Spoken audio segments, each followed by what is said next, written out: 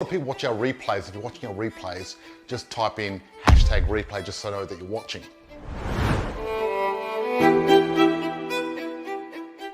Property guru George Markowski from Positive Property Solution joins us now. George, good morning to you. How are you, George? Our goal, our unstoppable mission is to empower 10,000 Australians to create financial freedom through investing in property using the Markowski method.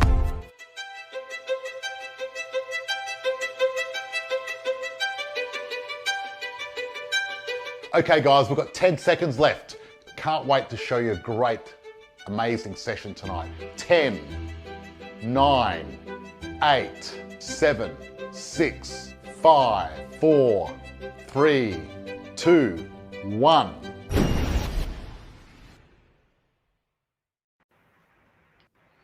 Hello everyone. Hi freedom fighters in the Australian property chat. Super excited tonight as we have Luke and Rayden, our guest speakers from Super Strategists. Is that correct? That's right. Thanks for having us. You're so welcome. And tonight we're going to talk about the key to retiring early. So just to begin, if you can hear me in the chat, can you just type G to G, good to go, so that I can see that you can hear us, you can see us, and everything is nice and clear. Let's just have a look. So yeah, just type in the chat G to G, good to go. Not sure if anyone is typing any comments. I'm just going to quickly check our Facebook. Oh yeah, Russell, good to go. Fantastic. So look, and we're here to talk about how to, the key to retiring early. And for me personally, what really motivated me to invest in property was because when I realized that my superannuation was not going to be enough to, give me financial freedom, I needed to find another pathway to be able to retire, feeling really, how do I say it, comfortable. I want to have a comfortable retirement. So Luke, Rayden, tell us, give us some ideas. What's the key to retiring early? Well, I think, first of all, it's beginning with the end in mind. A lot of people don't think about where the goalposts are sitting. They haven't really thought too much about it. We're happy to just trundle off to work day in, day out. And given that super is such an important part of our lives, and we're very biased, of course, our universe is just the superannuation side of things. But certainly it surprises some people just how much money they do have and some of the options that can be available to them if they just cast their gaze beyond what's done for them as a default setting by most of the major super funds. Yeah, fantastic. And I've got a few questions just for anyone out there that's considering, setting up a self-managed super fund and investing in property. So I guess my first question is, if you want to buy property in a self-managed super fund, like how much do you need to get started? Thanks, Charmaine. As a minimum, we're probably looking at about 150,000, and anything above that, we can really start to really build that up. Oh, I think I'm going the wrong way. There we go. Build that up over time. So we can start with 150,000, and that's a perfect amount to invest in your first property in your self-managed super fund. Once we have got that first property, that's when we can really start to scale up. Fantastic. And for our listeners out there, this is your opportunity to ask the experts some questions. So please make sure you type in your questions, anything you want to know about self-managed super funds, investing in property. Please type your comments in the chat.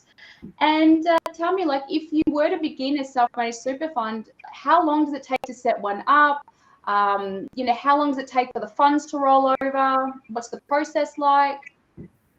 Yeah, sure. To set it up can be quite quick.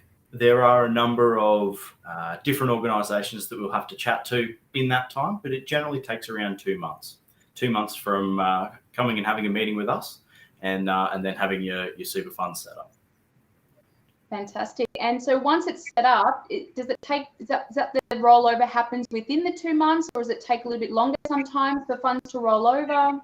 Sometimes it'll take around 2 to 3 weeks for that rollover to go from your old fund into your new fund, into your new self-managed super fund, I should say. After that 2 to 3 weeks, we have everything ready, and then you're able to go out and purchase property.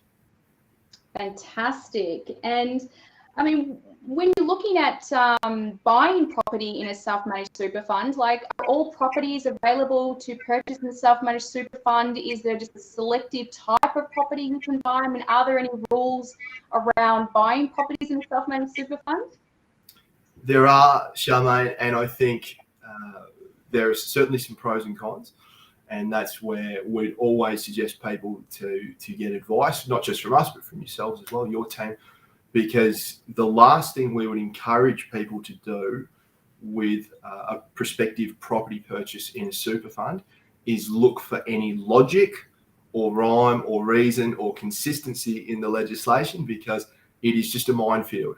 Every now and again, one actually pops up that a tricky little rule or if I may call it a silliness as to what you can and can't do. So definitely just doing that extra check that what you're buying is appropriate and going to work for you and your family over the longer term. I can't endorse that concept enough.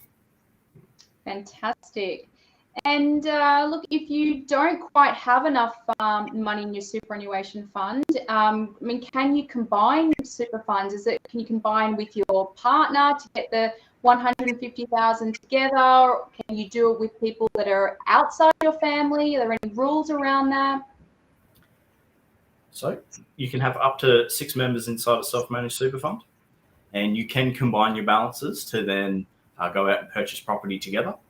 There are no rules, so to speak, in terms of who you can bring into your self-managed super fund. You can do this with people outside of your family, but we usually call them self-managed super funds or family super funds. Yep. That you want to bring your family in and build your family's wealth. Got it. So if you are thinking of perhaps doing like a JV, a joint venture with a mate or a friend, and you wanting to buy property together, you could potentially roll your superannuation into a self-managed super fund and buy as a joint venture from there. Is that correct? That's right, Charmaine. And I'm just going to add to that. You're spot on. You can certainly do all that. I'm just going to add to that something that's really important to us. We've got so many clients that are families, and we often use the phrase that your kids won't do what you say, they'll do what you do. So the ability to share this knowledge that you're accumulating in your investment journey with them, and even better, bring them along for the ride and really get their hands dirty, get them involved in the whole process, that creates that intergenerational legacy that I think we all strive to build. Fantastic. And just a reminder, everyone that's watching tonight, please get your questions in, because this is your golden opportunity to get some advice from Luke and Rayden tonight. And I mean, tell me, like, when we're talking borrowing capacity, so is there a different rules for your borrowing capacity if you're buying within a self-managed super fund versus buying perhaps in a personal name, or will the borrowing capacity be exactly the same? Like, how does that kind of work? Fortunately, in a self-managed super fund or family super fund, there really aren't that many moving parts. So we're not financiers, we're not lenders. We stick to the strategy side of things, and would certainly recommend anyone going down this path to get that advice as early on in the process as they can, as we know they do with you and your system. But from a self-managed super fund perspective, you've got contributions coming into the fund that'll be mandated by law. Your employer has to put those in for you. That's the 10% of your wage that goes off every week or every fortnight. And then in this situation with a property strategy, you'd have the rental income coming in as well, the prospective rental income, which the financier would consider as part of how much to lend you or how to lend you to overall get that strategy off the ground for you. Fantastic. And I mean, share with us, what are some of the benefits in buying in a self-managed super fund? I mean, is there any perks to that, especially when it comes to retirement? Yeah, very much so. In a self-managed super fund with a property strategy, becomes a very good tax environment. So in terms of tax, once you hit the age of 60, you can actually pull money out of your self-managed super fund tax-free. Wow, Fantastic. And what if you were to sell the property? Is there any different perks there if you were to retire and decide you wanted to sell the property, or? Yep, we can sell the property tax-free after the age of 60 in a self-managed super fund. There's an ability to offset some of that tax as well. So there's definitely a number of strategies that we can roll out if a client wants to go down that path. Got it. So, I mean, we know there's some benefits in having a self-managed super fund, obviously, when it comes to retiring. But if you're still young and you're buying in a self-managed super fund, is there any limitations to your self-managed super fund? It's the limits are your own imagination. That's a great answer. What do you mean limits? There are no limits.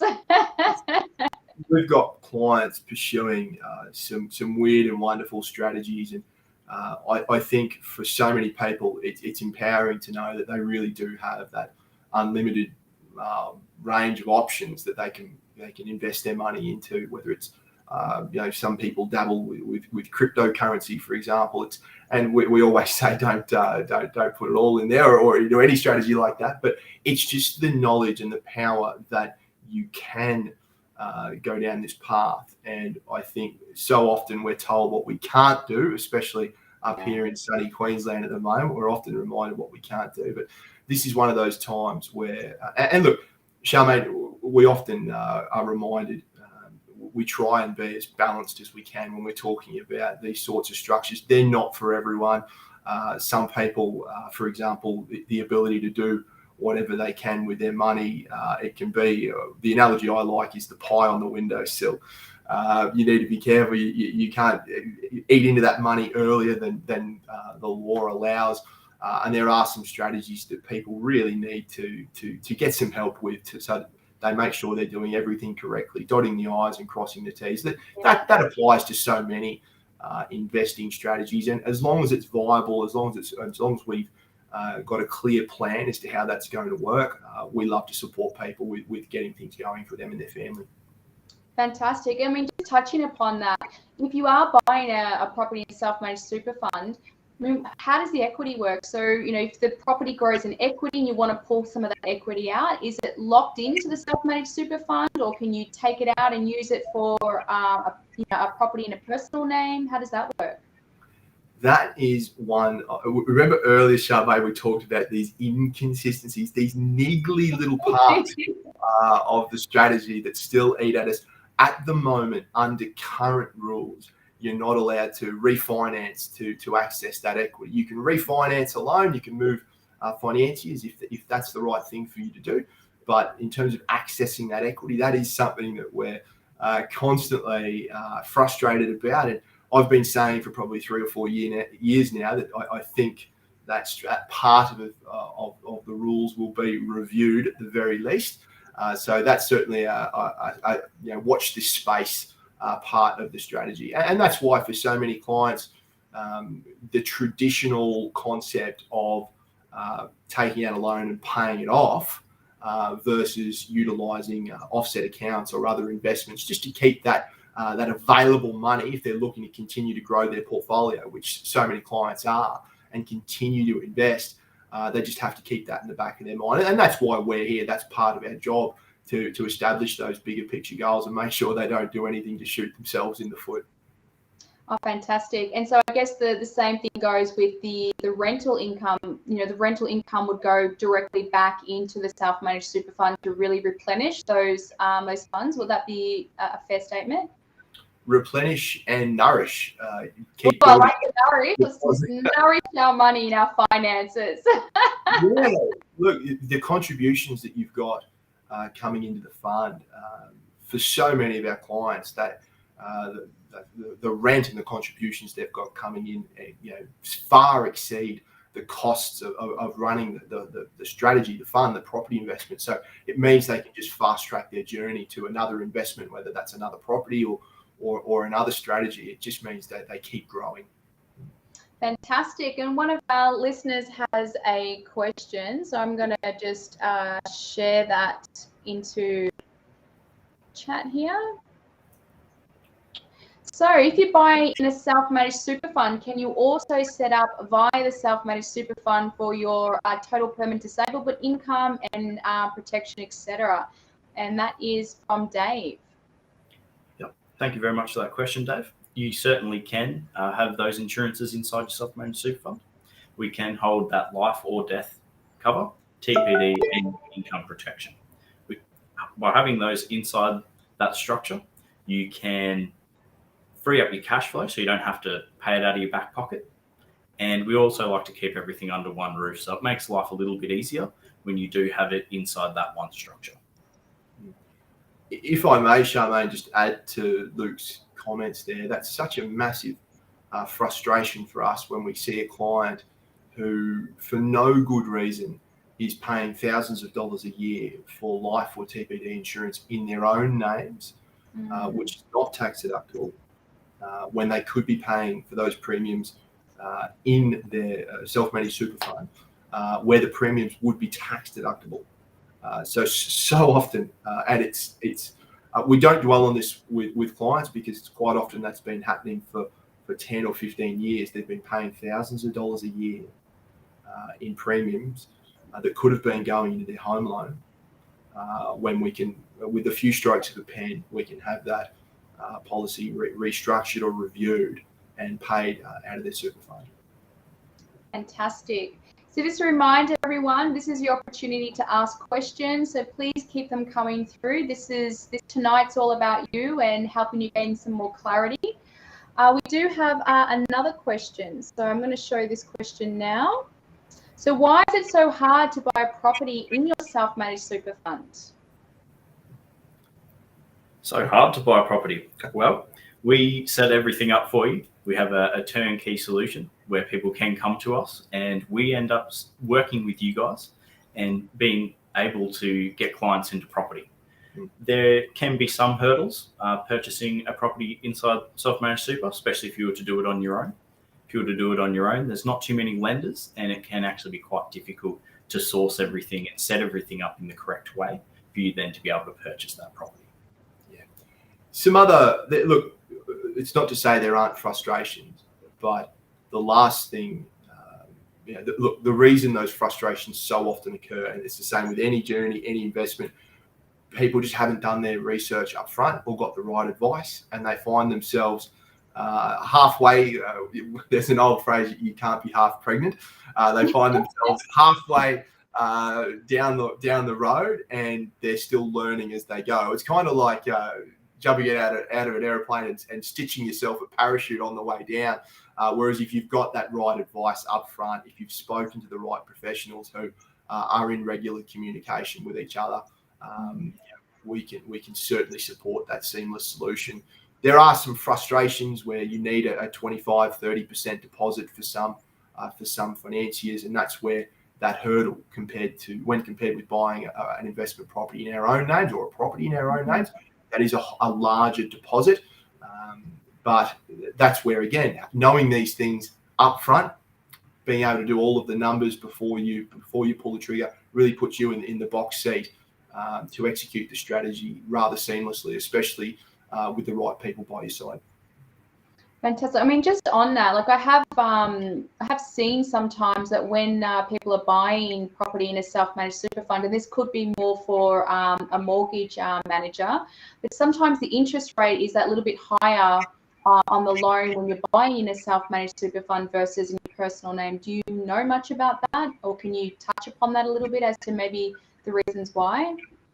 Yeah, Christina, and certainly the deposit is higher. The security that the financier will have is limited to that property.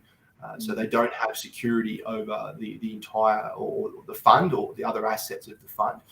But Charmaine, I've got to comment because this is you're proving here, and the questions that are coming through are just really showing how important it is to have all of those professionals. And there's not that many, but having the ability to have those open and the open communication, that instant ability to just pick up the phone, speak to your mortgage broker, speak to your advisor, and just have the comfort that those people are collaborating, that they're working together.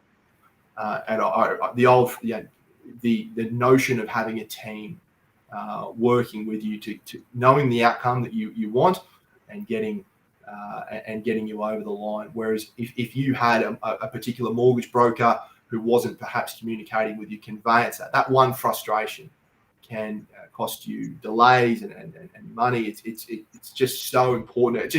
It's funny how it's difficult to answer any one part of the process without stepping on the toes of another professional in the process, and that just speaks to how integral it is to have those right people by your side. Yeah, when we touch upon it in our membership and having this circle of safety, and having certain members in the circle of safety, they're really here to do most of the heavy lifting for you. They are our team of trusted experts that are here to ensure that every step is interconnected. And I think last time we spoke, Rayden, we talked about the difference when you have a team that are just making noise in a band versus actually playing a beautiful symphony, because all those moving parts are connecting together to really help that progress to be as smooth sailing as you possibly can, versus all this ruckus and loud noise and no one really communicating and talking. Couldn't have said it better. No, mate, it makes all the difference. And we have another question here. We've got the minimum 150,000. How is that related to percentage of the gearing for the loan? That's a great question. Thank you very much, Chris. That is a fabulous question. Just as a very general rule, Charmaine, I'm a very boring person. Luke lives a far more adventurous and exciting life than I do.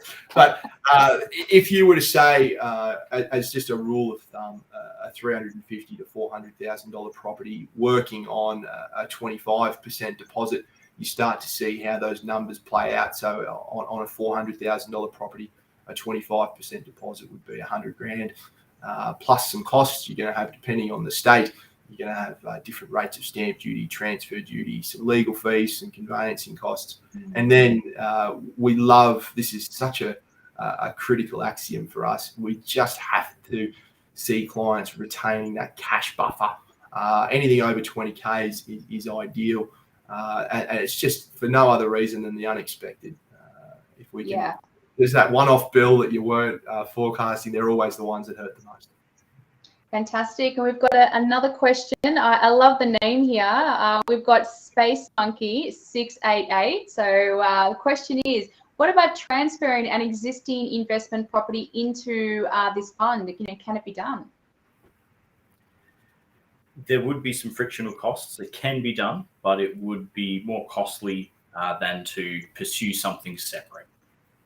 We would want to look at that scenario and figure out what our options were, but it would be quite difficult. Yeah.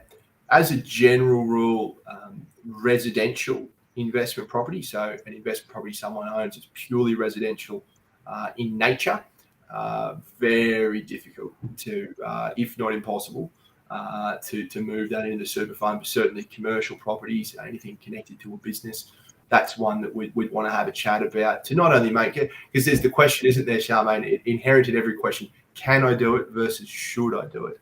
Yeah, it's a great way of thinking about the scenario. So really weighing up those pros and cons as to whether you think you should or whether it's really going to be beneficial and so forth. Yeah.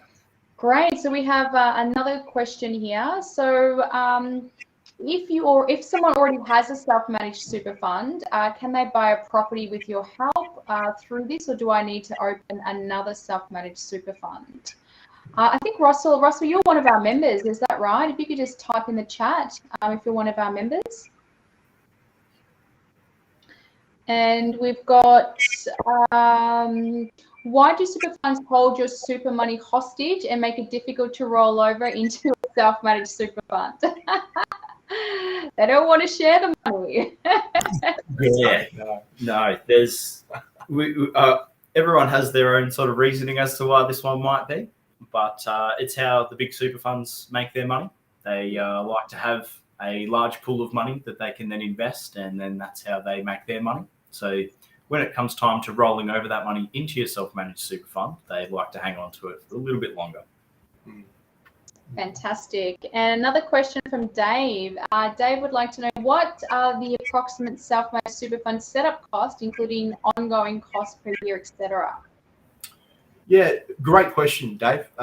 There's a couple of ways to look at this, and I'll give you the numbers in a second. But for so many people, they've become accustomed with super funds to having a percentage-based fee. So they're used to having 2 or 3% of their fund paid out as a fee.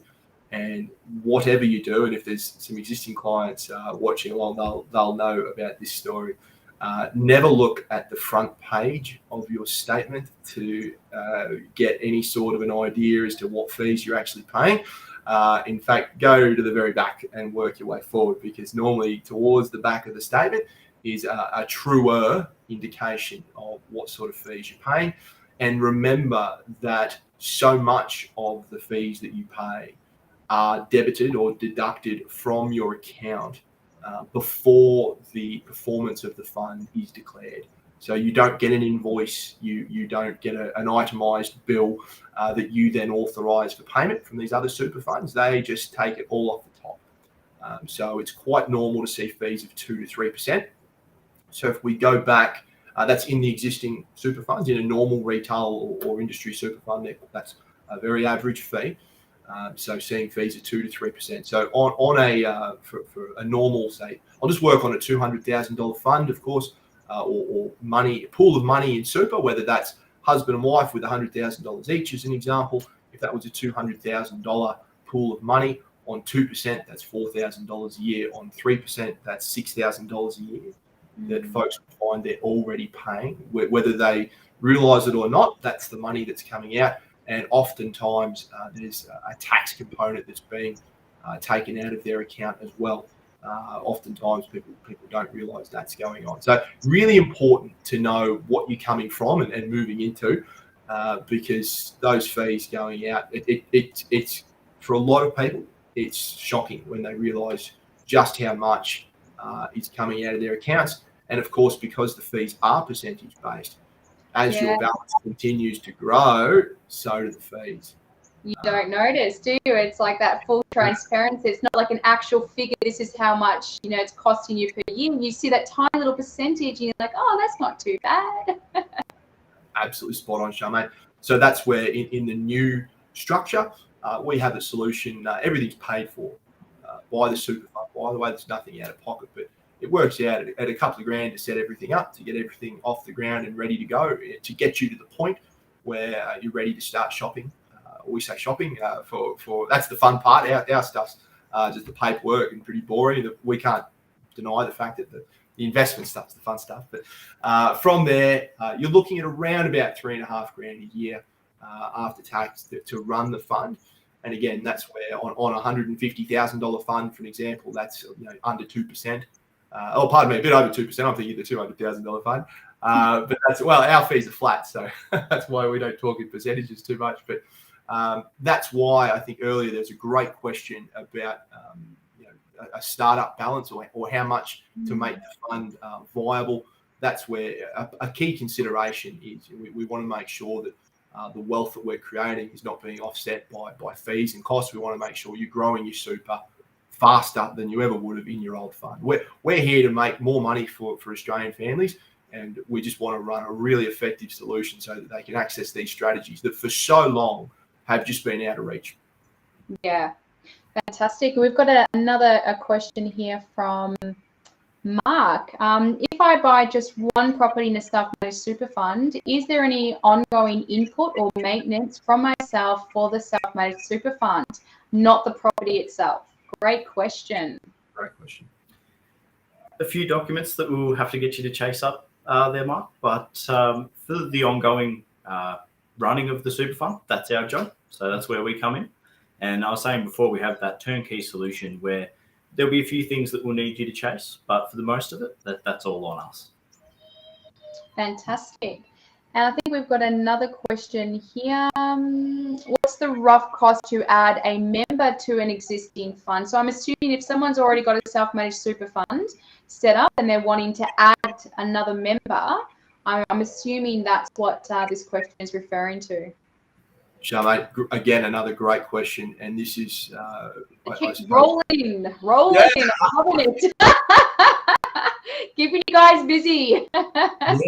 Charmaine, this is where it's very easy for us to answer that. We don't charge to add or remove members, trustees, whether you're in accumulation phase or pension phase, whether you've got $200,000 or $200 million, it's a flat fee. So it just becomes more viable. The more money, the more members are in the fund. You can quickly see how the fee becomes infinitely more competitive than a lot of retail, well, the vast majority of retail and industry super funds, because it's a flat fee. So that's a very easy one. Any variations, any to the fund, anything that needs to be done, we'd love to support that, and there's certainly no cost to do that. Look, I can't speak for other providers. I should put I should keep it very general and say I'm sure other providers will be happy to charge you whatever you're willing to pay, but certainly with our solution, there's no cost for that. Fantastic. I mean, I've got a quick question, and we touched upon it before with, when you do have a superannuation fund, a certain amount of money is being invested into different, various things. And I know that my question may differ depending on where the superannuation is invested in. But what are we looking at returns, versus having an investment property and working with your a superannuation for an investment property versus having your money in other little investments in a normal super fund? Is there much of a difference in the kind of returns that you can get, or is there any area that's a little bit safer than the other? Charmaine, this is where the short-term benefits or the medium-term benefits become apparent, especially when you contemplate how gearing can work in your favour to grow your wealth much faster. As your members will know, it can be a tremendous way to grow your wealth much faster. Of course, for those people, the poor people out there who've bought properties in mining areas or just bad investments in the past, they've been burnt by gearing too. But when you're getting the right advice, when everything's being done the way it ought to be done, the way it must be done, needs to be done, and you've got blue chip assets that are just as boring as I am, just doing their thing, you don't need to worry about them. And you've got that long-term approach. You've got some cash in the bank just in case something does pop up. You can see how the long-term growth in a property that's got some borrowings working for it, perhaps up front, are going to far outperform the returns you'll get in any other industry or retail super fund. But Charmaine, I probably was a bit quick to answer your first question, because what you've just said then, or the question that you've asked, really speaks to what we're most passionate about. And that is that the outcome that we strive for with all clients is to create this regular, reliable, passive rental income stream. So that when you do flick the switch and retire, when it's no longer man or woman at work, it's money at work, they've got these boring investments ticking away week in, week out, month in, month out, paying a rental income stream, so that most importantly, they can retain the assets that comprise their portfolio and live off the rent. Where do people go wrong? This is probably something we should talk about more another time, perhaps.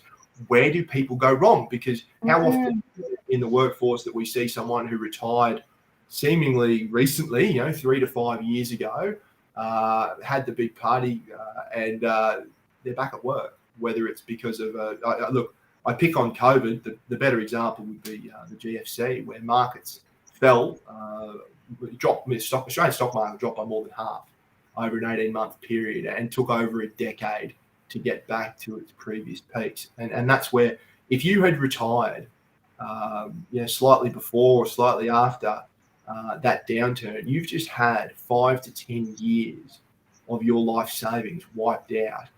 So any retirement plans you had have been completely brought undone. And that's where it's not saying that the property market will forever be immune to downturns, but it's saying that even if there was a downturn in the value of properties, you're still going to get the rent. And this is the part that so many people, when the penny drops, that no matter what happens to their portfolio over the next 20, 30, 40 years, they're still going to have this passive rental income coming in. And that's what's going to fund their lifestyle. It means that they don't have to kill the goose that lays the golden eggs. Whereas if you're in a normal fund and in a normal balance type of investment where perhaps 60 to 70% of your money is in shares or listed securities that have fallen by 40, 50%, and you have to sell those assets to fund your monthly pension payments, you're going to hurt. And that's ultimately, if we could preach one message to the masses, that would be it. Fantastic. And look, just out of curiosity, what is the retirement age these days? Is it still 65? It used to be 55, then it changed to 65. I mean, can you retire a little bit earlier, or are you kind of stuck at a certain age and that's the only age that you can retire at? How does that all work? Look, you can access your super from about age 60. So it can be done from age 60. Yep. However, I think, unfortunately, for the majority of Australians, 67 is now the age they can access the age pension. So, again, for those clients of ours that are in their 30s, 40s or 50s, our big push is to make it such that when they hit 67, it's not a big deal, because that concept of an age pension is the last thought that crosses their mind, because we want them to be privately funded and not waiting out in line to get their hand out. I've got another question out of curiosity, and this is something I was just popped into my brain. If you're buying a property in a self-managed super fund, and let's say that there's repairs or something that needs to be done on the property, does the repairs for the property come out of your self-managed super fund, or does it come out of your personal name? How does that work? Yep. Everything that's associated with your self-managed super fund can be paid for by your self-managed super fund. So nothing ever actually comes out of your back pocket, which is fantastic. It essentially looks after itself. Oh, fantastic. Thank you. And I've got another question here from Chris. This is a good one. If you have two members at different retiring ages and one retires and you sell the property, how is that divided? And is there tax involved to the non-retiring members component? A great question, and we'd be happy to break that down for the client with a particular set of numbers, because there's a few ways that could go. And I'm going to answer that question, Charmaine, if I may, I'm going to speak to probably the greatest myth, and that is that everyone seems to think that the second you turn 60, superannuation by default will become tax-free. And it can, but that is not necessarily the case. And we, again, too often see folks who, with just a small rejig or a few strokes of the pen, could have made the entire strategy tax-free, but didn't. So there are ways we could manage that strategy. There are things we could do. Without the numbers, it's difficult to comment. But of course, that'd certainly be something we'd be happy to help with. So realistically, like if you know you've got two in the self-managed super fund that are going to be retiring at different ages, this is why it's really important to actually have a strategy and have a plan so that you're really clear on what that's going to look like when the first person is retiring that little bit early.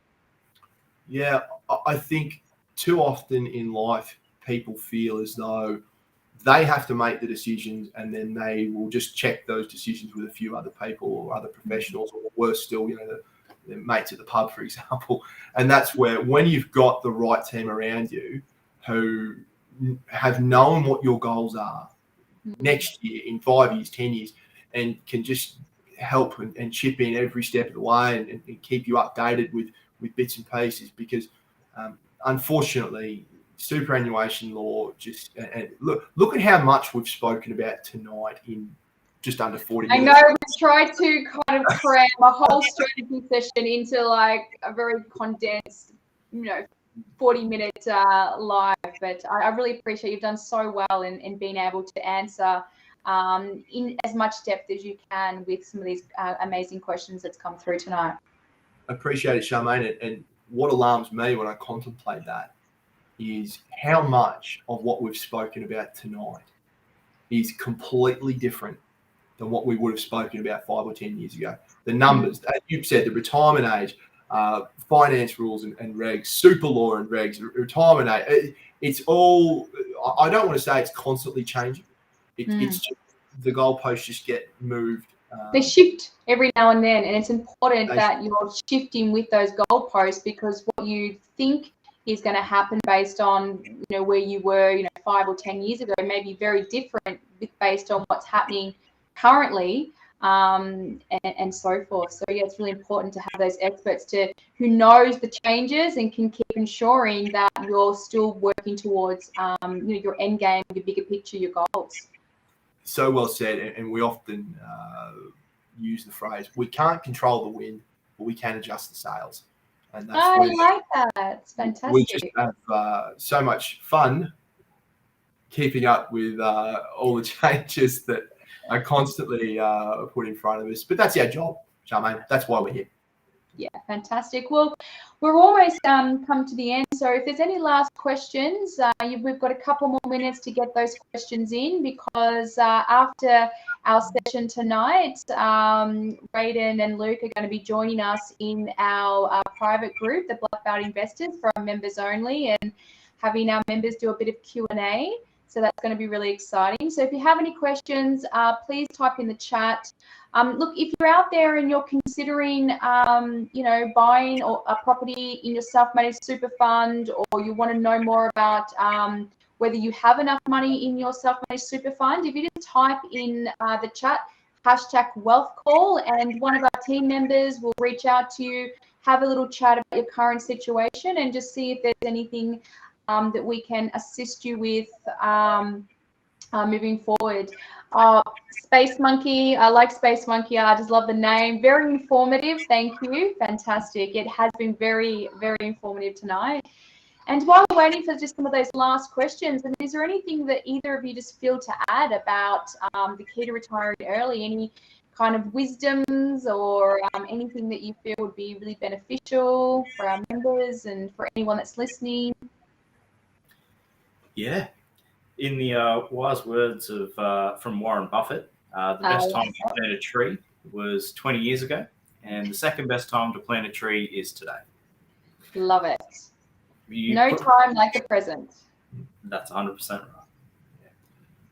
Charmaine, we've already said this, and I don't mean to sound repetitive, but for those clients contemplating retirement, I think it's so easy to chase your tail and pursue last year's winner, whether it's Australian shares, international shares, fixed interest, term deposits, whatever last year's best performing investment option in your old super fund is. I mean, that's one way to try and go about things, and it creates this very short-term view of what your money did last year and what you want it to do next year.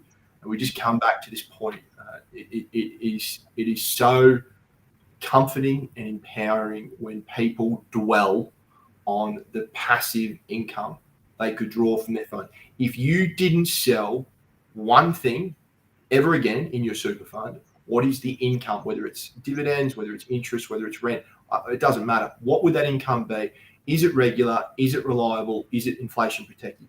If you've got that, and that income is more than you need to live on, you are financially free. There might be an asterisk there that you've got to be able to access your super legally to do it. But that's once you've got that coming in, it's a beautiful moment, and that's our obsession, creating that income so that people don't have to sell down little bits of their super fund month in, month out to fund their retirement, because that's the promised land. So, Charmaine, by the way, Merry Christmas. Thank you so much for your support. It's been lovely dealing with you and your team and your clients this last year. It's been a lot of fun. So thank you for letting us come on that journey with you. Fantastic. Well, it looks like we've got no further questions, so I think we'll wrap up now, because we need to get ready for our private group. So, on behalf of Positive Property, thank you both for tonight and sharing some really amazing words of wisdom and giving our listeners a little bit more of an insight on self-managed super funds and how it all works. So without further ado, Merry Christmas to both of you, and again, a pleasure. Rayden, this is our second time we've had a live together talking self-managed super funds, and it's great to have you along, Luke, as well. So for all the listeners, have an amazing night, and I'll see you guys in our next private group. Merry Christmas. Good night. Merry Christmas. Bye, everyone.